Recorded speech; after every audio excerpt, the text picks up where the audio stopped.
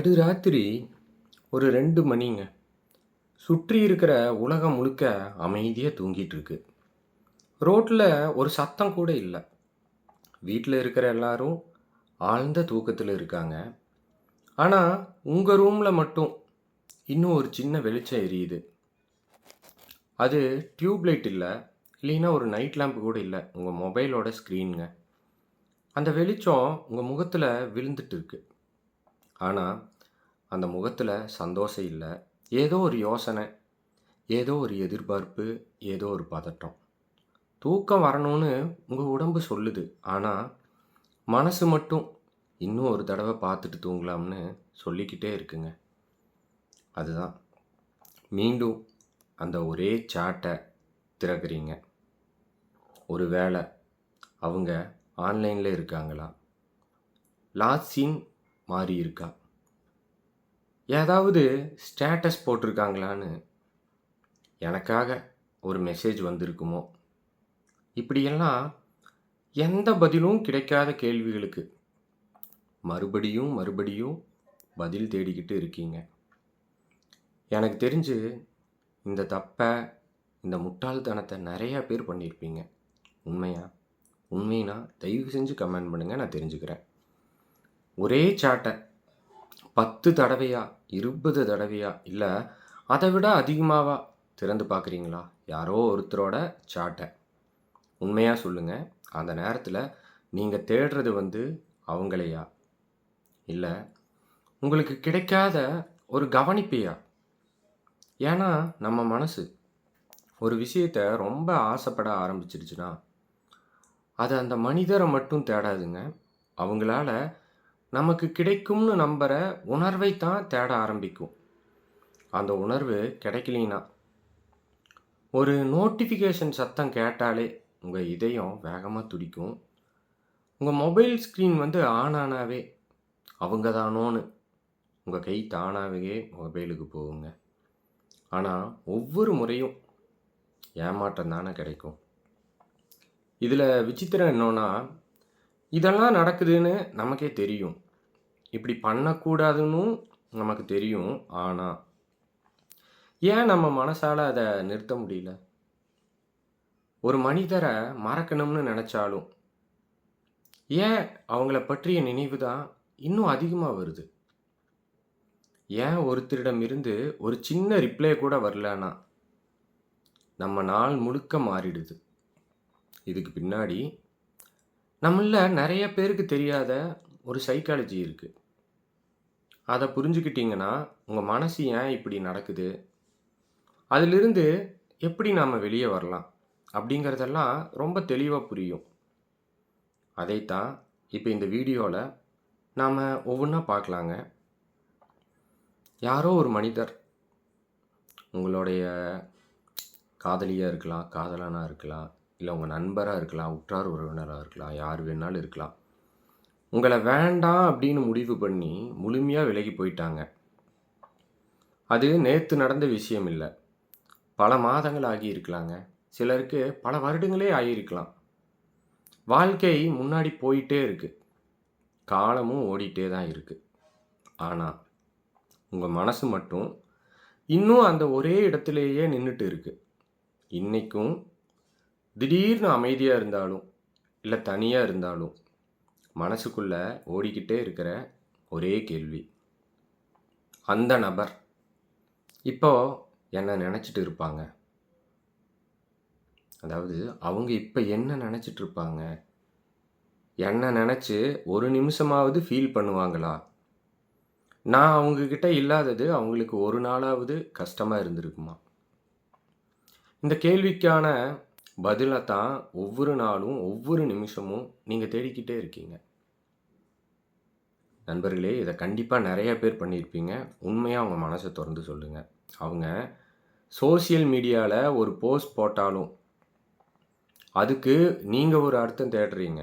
ஏதாவது சோகமான ஒரு குவாட் போட்டிருந்தா, ஒருவேள என்ன நெனச்சு தான் போட்டிருப்பாங்களோன்னு உங்க மனசு சொல்ல ஆரம்பிக்கும் இல்லையா?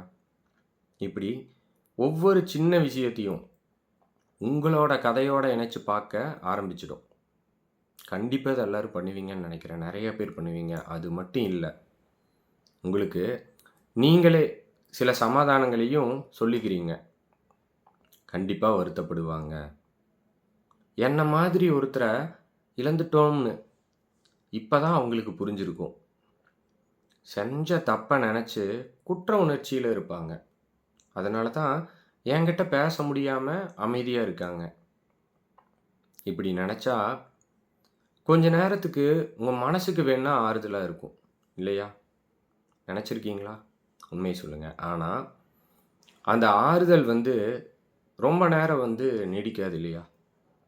கொஞ்ச நேரம் கழிச்சு, அந்த கேள்வி மறுபடியும் வந்து நிக்குங்க. உண்மையிலேயே அவங்க என்ன நெனைக்கிறாங்களா? இல்லைன்னா, நான் மட்டும் தான் இன்னும் அந்த நினைவுல சிக்கிட்டு இருக்கேனா? இந்த மாதிரி யோசனை ஒரு தடவ வந்துட்டா, அதிலிருந்து நீங்க வெளிய வர்றது ரொம்ப ரொம்ப ரொம்ப கஷ்டம் இல்லையா? உண்மதானே? ஏன்னா, அந்த நேரத்துல நீங்க தேடுறது அவங்கள பற்றிய உண்மையே இல்லைங்க. உங்க மனசுக்கு நிம்மதி தரக்கூடிய ஒரு பதிலத்தான். ஏன்னா, அந்த நம்பிக்கை தான் இன்னைக்கும் உங்கள நகர்த்திக்கிட்டு போகும். ஒரு சின்ன வலி நிவாரணி. சரிதானே? ஒரு நாள் அவங்களுக்கு புரியும். ஒரு நாள் கண்டிப்பா என்ன நெனச்சு வருத்தப்படுவாங்க. இந்த மாதிரியான உங்களுடைய நம்பிக்கைகள் தான் உங்க மனசு முழுசா உடைஞ்சு போகாம பிடிச்சு கொஞ்ச நாச்சுல உங்கள நிக்க வைக்குது. கரெக்ட்டு தானே? இப்படி தானே நெனைப்பீங்க? ஒரு நாளுக்கு அவங்களுக்கு என்ன புரியும். இல்லைன்னா ஒரு நாள் கண்டிப்பா என்ன நெனச்சு வருத்தப்படுவாங்க. இப்படியெல்லாம் நெனச்சுக்குவீங்க. ஆனா, நிஜம் என்ன தெரியுமா? இந்த உண்மை சுடும்னு சொல்லுவாங்க தானே! அந்த சுடுற உண்மைய இன்னைக்கு நாம கொஞ்சம் தைரியமா எதிர்கொள்ள வேண்டிய நேரம் வந்துருச்சு. அவர்கள் எந்த குற்ற உணர்ச்சியும் இல்லைங்க. ஆமாங்க. அவர்கள் இரவு முழுக்க தூங்காம உங்க நினைவுல அழுதுட்டு இருக்காங்க. நீங்க அனுப்பிய பழைய மெசேஜ்கள திரும்ப திரும்ப படிச்சு பார்த்து கண்ணீர் விடுறாங்க. ஏன் இது மட்டும் என்ன, உங்களோட புகைப்படங்கள் எல்லாம் இருக்கு பார்த்தீங்களா? அத பார்த்து உங்க ஃபோட்டோஸ பார்த்து தினமும் வருத்தப்படுறாங்க. இப்படியெல்லாம் நீங்க நம்புறீங்கன்னா, இது பெரும்பாலும் ஒரு சினிமாவிலயும், சீரியல்லயும், ஏன் சோசியல் மீடியாவிலயும் நம்ம மனசுக்குள்ள விதைச்ச ஒரு மாயை தான். ஆனா, உண்மையான வாழ்க்கை அப்படி இயங்காது. மனித மனசோட எதார்த்தம் அத விட ரொம்ப வித்தியாசமா வேலை செய்யுங்க. அதனால தான் உங்கள விட்டு போனவர்கள் இப்ப மிகவும் நிம்மதியா இருக்கலாம் என்பதுதான் பெரும்பாலான நேரங்கள்ல நடக்கிற உண்மையான நிதர்சனம். சரி, எப்படி அது சாத்தியம்? அவ்வளவு நாள் என்னோட இருந்த ஒருத்தர், எப்படி இவ்வளவு சீக்கிரம் நிம்மதியா இருக்க முடியும்? என்னால முடியலையே! அப்படின்னு உங்க மனசு கேட்கலாம். ஆனா, ஒரு நிமிஷம் அமைதியா உட்கார்ந்து யோசிச்சு பாருங்க. ஒரு உறவுல விரிசல் வர்றதுக்கு முன்னாடியே, அந்த உறவுக்குள்ள நிறைய விஷயங்கள் சேர்ந்து கிடக்கும். யோசிச்சு பாருங்க. அது சின்ன சின்ன சண்டைகள், சொல்லப்படாத பல வருத்தங்கள், நிறைவேறாத எதிர்பார்ப்புகள், மீண்டும் மீண்டும் வந்த ஏமாற்றங்கள். இந்த மாரி எல்லாம் பல அழுத்தங்கள் கொஞ்சம் கொஞ்சமா சேர்ந்து, அந்த உறவ உள்ளுக்குள்ளேயே சோர்வடைய வச்சிருக்கும். அந்த அழுத்தத்திலிருந்து வெளியே வந்தவுடன். சிலருக்கு அது இழப்பாக இல்லைங்க. ஒரு விடுதலையாக கூட தோணலாம். இப்ப புரிஞ்சுதுங்களா? இந்த மாரி பல காரணங்களால உங்கள விட்டு போனவங்களுக்கு அது இழப்பா தெரியாம, அவங்களுக்கு இதுவே ஒரு விடுதலையா கூட தோணலாங்க. அந்த உறவு முறியும்போது, அந்த மொத்த அழுத்தத்திலிருந்தும் அவர்களுக்கு ஒரு விடுதலை கிடைக்கிறது. அப்பாடா! இனிமேல யாருக்கும் பதில் சொல்ல வேண்டியதில்ல. இனிமேல் இந்த சண்டைகளே இருக்காது எனக்கு. இதுக்கப்புறம் ஒவ்வொரு விஷயத்துக்கும் விளக்கம் கொடுக்க வேண்டிய அவசியம் இல்லை. இப்படி ஒரு ஆழமான அமைதி அவர்களுக்கு கிடைத்திருக்கலாம் இல்லையா? அந்த அமைதிய அவங்க தவறு அப்படின்னு கூட நினைக்காம இருந்திருக்கலாம் இல்லையா? இயல்பு தானே! அதனால தான் நீங்க வலியில துடித்துக் கொண்டிருக்கும் அதே காலகட்டத்தில, நீங்க என்னால முடியல அப்படின்னு வலியால துடிச்சிட்டு இருக்கிற அந்த நிமிடத்தில, அவங்க தங்களுடைய அந்த விடுதலைய வாழ்ந்து கொண்டிருக்கலாம். உண்மதான? எதார்த்தம் இதுதான். இது கேட்க கஷ்டமா தான் இருக்கும். ஆனா, நெறைய உறவுகளில் நடக்கிற நிஜம் இதுதான். புரிந்துக்க வேண்டியதும் இதுதான். உதாரணத்துக்கு ஒரு ஞாயிற்றுக்கிழமை சாயங்காலம் எடுத்துக்கங்க. மழை பெய்யுதோ, இல்ல அமைதியான மாலை நேரமோ, அந்த நேரத்தில நீங்க என்ன பண்ணிட்டு இருக்கீங்க? தனியா ஒரு ரூம்ல உட்காந்து, மொபைல்ல கைய வச்சுட்டு, 2 வருஷத்துக்கு முன்னாடியோ, இல்லாட்டி இதுக்கு முன்னாடி நடந்ததோ, ஒரு சின்ன உரையாடல மறுபடியும் மனசுக்குள்ள ஓட்டிக்கிட்டு இருக்கீங்க. பண்ணியிருப்பீங்க தானே? அன்னைக்கு நான் அப்படி பேசியிருக்க கூடாதோ! அந்த ஒரு வார்த்தை தான் எல்லாத்தையும் மாத்திருச்சோ! நான் கொஞ்சம் பொறுமையா இருந்திருந்தா, இன்னைக்கு அவங்க என் கூட இருந்திருப்பாங்களோ! இப்படி பதிலில்லாத கேள்விகளுக்கெல்லாம் நீங்களே நீதிபதியாகவும், நீங்களே குற்றவாளியாகவும் மாறி, புரிஞ்சுதுங்களா? ஏன்னா, இது நீங்க உங்களுக்குள்ள கேட்டுக்கிறீங்க. நீங்க மனசால கேட்கறது அடுத்தவங்களுக்கு போகாது. அதான் நிதர்சனம் அதுதான். இந்த மாரியெல்லாம் உங்களுக்குள்ளேயே நீங்களே கேட்டுக்கிட்டு, உங்களுக்கே தண்டனை கொடுத்துக்கிட்டு இருக்கீங்க. யாரும் உங்கள தண்டிக்கவில்லைங்க. ஆனா, உங்க மனசு தான் ஒவ்வொரு நாளும் உங்கள சித்திரவதை செய்து கொண்டே இருக்கிறது. எத்தன பேருக்கு இப்படி இருக்கு? சரி, அதே ஞாயிற்றுக்கிழமை மாலை, அவங்க என்ன செய்றாங்கன்னு தெரியுமா? எதார்த்தத்துக்கு வாங்க. அவங்க தங்களுக்கு பிடித்தமான ஒரு உணவகத்தில், அவங்களோட புதிய நண்பர்களோட, அப்படி இல்லைன்னா புதிய உறவோடு அமர்ந்து, ஜாலியா சிரிச்சு பேசிட்டு இருக்கலாம். இல்லைன்னா அடுத்த வாரத்துக்கான பிளான் எல்லாம் அவங்க உட்காந்து போட்டுருக்கலாம். உங்களோட சிந்தனையில, உங்கள் உலகத்தில அவர்கள் ஒரு மிகப்பெரிய மலையைப் போல அடைத்துக்கொண்டு நிற்கிறார்கள். கரெக்ட்டு தானே? ஆனால், அவங்களோட உலகத்தில நீங்கள் வந்து ஒரு வெற்றிடமாக மாறிவிட்டீர்கள். அவங்கள பொறுத்தவர நீங்கள் அங்கு இல்லை. அவ்வளவுதான். இத சகித்துக்கொள்வது ரொம்பவே கஷ்டம்தாங்க.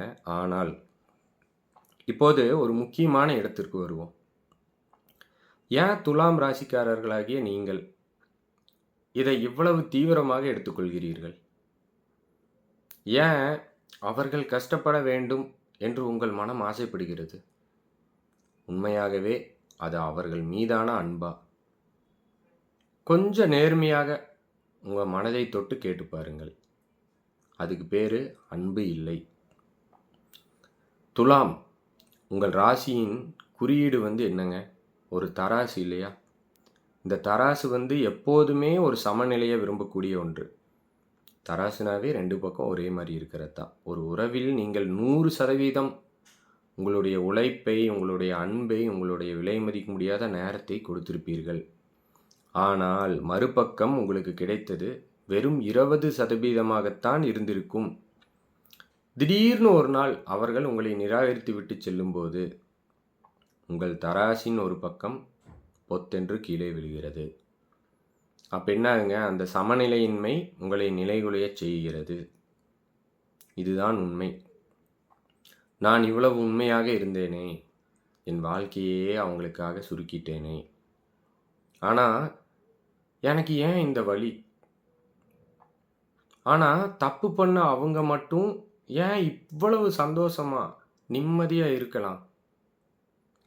இந்த கோபம், இந்த நீதிக்கான தேடல் தான். உங்களை தூங்க விடாம செய்கிறதுங்க. உங்கள் உடைந்த சுயமரியாதைக்கு அவர்கள் தர வேண்டிய அபராதமாகத்தான் அவர்களின் வருத்தத்தை நீங்கள் எதிர்பார்க்கிறீர்கள். புரிஞ்சுதுங்களா? உங்களுக்கு அவர்கள் மீண்டும் வாழ்க்கையில் திரும்பி வர வேண்டும் என்ற ஆசை கிடையாது. இதுவும் ஒண்ணு இருக்கு. ஆனா, இது கூட நான் செஞ்சது தப்புதான். என்னை மன்னிச்சிடு என்று அவர்கள் வந்து ஒரு வார்த்தை உங்ககிட்ட சொல்லணும். அந்த ஒரு வார்த்தை கிடைத்து விட்டா, கீழே விழுந்து கிடக்கும் உங்கள் தராசு மீண்டும் நேராகிவிடும். உங்களுக்குள்ளே இருக்கிற ஈகோ அமைதியாகிவிடும். அதற்காகத்தான் நீங்கள் காத்திருக்கிறீர்கள். இந்த காத்திருப்புல துலாம் ராசிக்காரர்கள் இன்னொரு பெரிய வலையிலும் போய் விழுவார்கள்ங்க. அது என்ன தெரியுமா? யாருக்காவது தெரியுமா? கமெண்ட் பண்ணுங்க. ஆக்சுவலா அது என்னன்னா கர்மா. அந்த கர்மா மீதான குருட்டு நம்பிக்கை. நான் அவங்களுக்கு எந்த துரோகமும் பண்ணல. என்னை ஏமாத்துன அவங்கள அந்த கடவுள் சும்மா விட மாட்டார். கர்மா கண்டிப்பா அவங்கள தண்டிக்கும். அன்னைக்கு அவங்க என் அருமையை புரிஞ்சுக்குவாங்க. இப்படி நினைச்சு கொண்டு நாட்களை நகர்த்துவீர்கள். ஆனா இங்க ஒண்ணு தெரிஞ்சுக்குங்க. இது எவ்வளவு பெரிய முட்டாள்தனம் தெரியுமா? ஆமா. இது மிகப்பெரிய கற்பனையே செய்து கூட பார்க்க முடியாத அளவுக்கு ஒரு மிகப்பெரிய முட்டாள்தனம் தான். கர்மா என்பது நீங்கள் நினைப்பது போல அடுத்த நாளே ஏதோ ஒரு பார்சல் சர்வீஸில் வந்து இறங்குற ஒரு பொருள் இல்லை.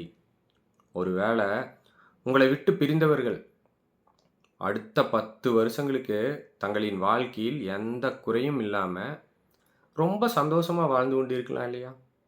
அவர்கள் வாழ்க்கையில் எப்போதோ ஒரு சரிவு வரும்.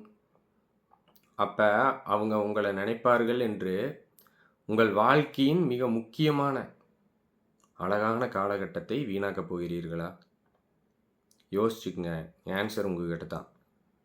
அவர்கள் அழ வேண்டும் என்பதற்காக உங்கள் சிரிப்பை ஏன் அடகு வைக்கிறீர்கள்? ஆரம்பத்தில் நாம் ஒரு கேள்வி கேட்டோம். அவங்களோட அந்த மௌனத்திற்கு என்ன அர்த்தம்னு. அவங்க உங்களை வெறுக்கவும் இல்லை, உங்களை பழிவாங்க வேண்டும் அப்படின்னும் நினைக்கல. அவங்களோட அன்புக்கும் வெறுப்புக்கும் இடையில உள்ள ஒரு முழுமையான அலட்சிய நிலைக்கு சென்று விட்டார்கள்ங்க. புரிஞ்சுதுங்களா? உங்கள் மீது அவங்களுக்கு எந்த கோபமுமே இல்லை. அதே நேரம் பார்த்தீங்கன்னா எந்த அக்கறையும் இல்லை. இதை விட ஒரு பெரிய நிராகரிப்பு உலகத்தில் இருக்க முடியாது. கரெக்டு தானே? இந்த உண்மையை முழுமையாக ஏற்றுக்கொள்வது தான் நீங்கள் செய்ய வேண்டிய முதல் வேலை. அதையெல்லாம் விட்டு போட்டு என்ன பண்ணுவோம்? அவங்க என்ன நினைக்கிறார்கள்? அவங்க எப்போது வந்து விடுவார்கள்? அவங்க எப்போ வருந்துவார்கள்? இல்லைன்னா எப்போ மெசேஜ் பண்ணுவாங்க? இந்த மாதிரி கேள்விகள் எல்லாம் உங்கள் மனசுக்குள்ளே இருக்கிற இந்த மாதிரி கேள்விகளை எல்லாம் இன்றோடு இந்த நிமிஷத்தோடு தூக்கி எறியுங்கள். அவங்க தங்களின் அடுத்த அத்தியாயத்தை தொடங்கி ரொம்ப தூரம் போயிட்டாங்க. அவங்க பயணிக்கிற ரயிலில் இப்போ உங்களுக்கு இடம் இல்லை. நீண்ட நாளாக கீழே விழுந்து கிடக்கும் உங்கள் தராசை கையில் எடுங்கள். அதை சரி செய்ய வேண்டிய பொறுப்பு உங்களை விட்டு சென்றவர்களுக்கு கிடையாதுங்க. அது உங்களோட பொறுப்பு. அவங்க மன்னிப்பு கேட்டால் தான் என் வாழ்க்கை சரியாகும் அப்படின்னு நினைக்கிறது உங்கள் சந்தோஷத்தோட சாவியை எடுத்து மீண்டும் அவங்க கையிலேயே நீங்கள் போய் கொடுப்பதற்கு சமம். அந்த சாவியை உங்களிடமே வைத்து கொள்ளுங்கள். உங்களுக்கான நியாயம் வேறு எங்கேயுமே கிடையாது, வேறு யாரிடமும் இல்லை. இனிமேல் உங்களுக்கான நேரத்தை ஒதுக்குங்கள். உங்களை நேசிக்கும் மனிதர்களை கவனியுங்கள். உங்கள் ஆரோக்கியத்தை நீங்கள் பாருங்கள். நீங்கள் உங்களை எவ்வளவு நேசிக்கிறீர்கள்? உங்கள் சுயமரியாதையை எப்படி தூக்கி நிறுத்துகிறீர்கள்? அப்படிங்கிறதுல மட்டும்தான் இருக்கிறது உங்களுக்கான உண்மையான நீதி. அதுதான் உங்களின் உண்மையான வெற்றி. இவ்வளோ நேரம் நான் பேசிட்டேன். என்ன பேசினேன்னு சில பேர்த்துக்கு புரிஞ்சிருக்கலாம். சில பேர்த்துக்கு புரியாமல் இருந்தால் தயவு செஞ்சு என்ன சொல்லியிருக்கேங்கிறத இன்னொருக்கா கேளுங்க. இதில் அவ்வளோ பெரிய அர்த்தமே இருக்குங்க. இந்த வீடியோ உங்களுக்கு கொஞ்சமாவது ஆறுதலாக இருந்துச்சுன்னா ஒரு லைக் பண்ணி உங்கள் ஆதரவை காட்டுங்க. இந்த மாதிரி மனசுக்கு நெருக்கமான வீடியோக்களை தவற விடாமல் பார்க்க சேனலை சப்ஸ்கிரைப் பண்ணிக்கோங்க. அடுத்த வீடியோவில் சந்திப்போம். நன்றி, வணக்கம்.